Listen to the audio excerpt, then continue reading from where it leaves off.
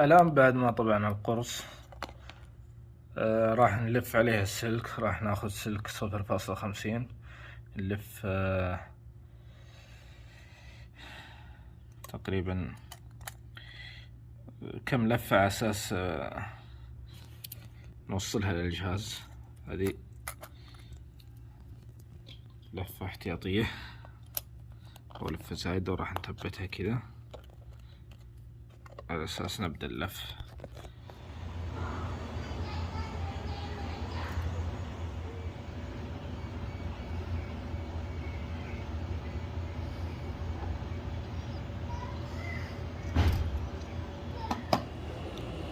الآن راح نجرب على هذه القطعة الصغيرة.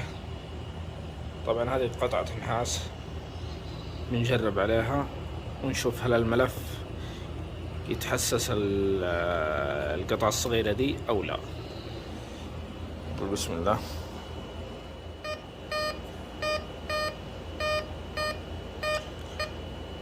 تحسسها. طبعا أنا صنعت الملف هذا خصيصا للبحث عن قطع الذهب الصغيرة.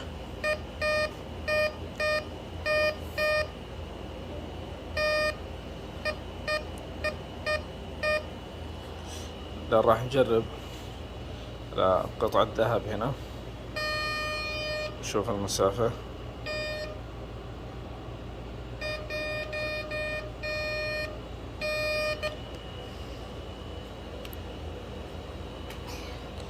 الحساسية عندي 13.